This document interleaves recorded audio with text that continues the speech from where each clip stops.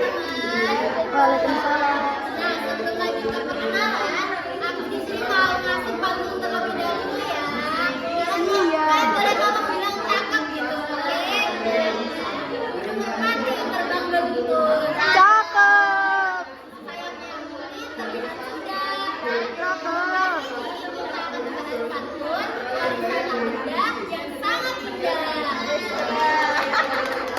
Perkenalkan, nama saya Nurida Holis dengan NIM 250 dari 2044. Di sini atau hari ini kita akan membahas tentang pantun dari tradisi lisan ke akar sastra Indonesia. Apa sih pantun itu? Pantun adalah karya puisi lama yang berkembang dengan tradisi lisan. Jadi pantun itu berkembang dari mulut ke mulut awalnya teman-teman. Nah, untuk ciri-ciri pantun sendiri, seperti yang dijelaskan Sasa yang tadi, kalau misal di syair itu sajaknya A, sedangkan di pantun itu sajaknya AB. Dan satu bait pantun itu terdiri dari 4 baris dan setiap baris terdiri dari 8 sampai 12 kata. Kemudian baris 1 dan 2 itu berisi sambungan, sedangkan baris 3 dan 4 itu berisi isinya dari teman-teman. Nah, di sini ada yang tahu nggak sih kalau pantun itu ada berapa macam? Atau bisa sebutin?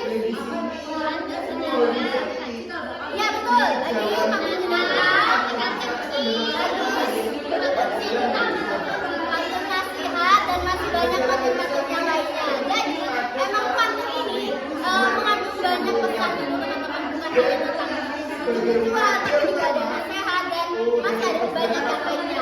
Dan pantun ini digunakan dalam banyak hal. Kayak contohnya kali ini aku tuh bisa pakai pantun buat presentasi atau dalam acara-acara lainnya. Nah, kemudian timeline perjalanan pantun. Jadi pantun itu awalnya dari masa tradisi lisan. Pantun berkembang lewat mulut ke mulut, kemudian lanjut ke masa selanjutnya yaitu adalah masa sastra tulis. Jadi seperti tokoh yang Raja Ali Haji yang tadi, Raja Ali Haji tersebut mengumpulkan puisi-puisi dan dimasukkan ke karya sastra. Selanjutnya ada masa prakarya modern yang jadi puisi itu dikumpulkan oleh Tenas Effendi, tokoh yang saya ambil ini menjadi kumpulan pantun-pantun dalam satu buku, dan akhirnya pantun tersebut diakui oleh UNESCO pada tahun 2015. Nah, tokoh utama dalam melestarikan pantun ini ada di Tenas Effendi. Jadi Tenas Effendi ini adalah sastrawan pantun dari Riau. Beliau lahir pada tahun 1936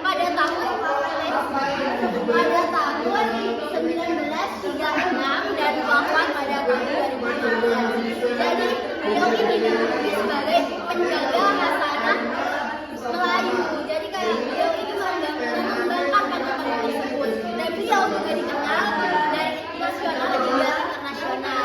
Buat karyanya sendiri di sini ada pantun Melayu, antologi, pantun rakyat, kemudian bimbing ajar Melayu, berisi falsafah di dalam pantun dan peribahasa, kemudian ada sehimpun pantun Melayu yang mana yaitu adalah kumpulan pantun-pantun yang tadi kalian sebutkan, ada pantun ada, pantun nakam, dan pantun-pantun lainnya.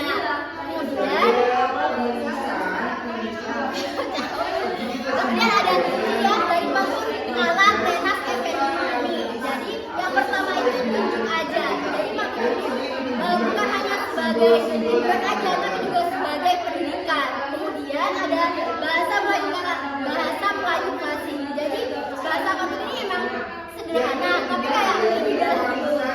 Kemudian terikat dengan adat, biasa dipakai di upacara, kemudian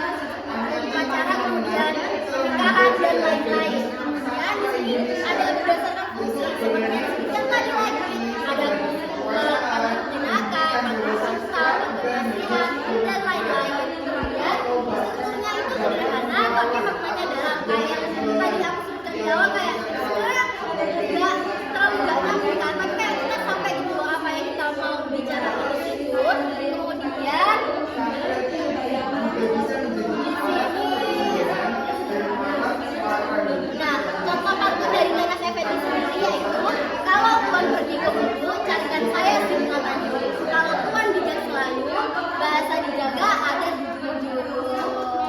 Cakep. Kata-katanya sederhana, tapi kayak kita paham bahwa maknanya itu sangat dalam gitu teman-teman. Kemudian di sini ada yang terakhir, pengaruh pantun terhadap sastra Indonesia. Jadi pengaruhnya itu yang pertama, pelestarian tradisi dari lisan ke tulis. Jadi menghimpun ribuan pantun agar tidak hilang di teman zaman. Kemudian ada akademisasi pantun. Jadi membawa pantun tersebut ke dunia pendidikan sebagai bahan ajar. Kemudian pantun sebagai identitas Melayu. Menempatkan pantun sebagai jati diri dari budaya Melayu. Kemudian yang terakhir, kontribusi UNESCO pada tahun 2020. Walaupun Tenas Effendi itu wafatnya 2016, tapi beliau ini terkenal sebagai pelestari pantun. Padahal pantunnya itu baru ditetapkan 2020. Belum dikenalnya kalau beliau itu yang melestarikan pantun. Jadi kayak pada tahun 2020 ini Tenas Effendi ditetapkan sebagai penjaga hasanah Melayu dan pantun ditetapkan sebagai warisan tak benda di Indonesia.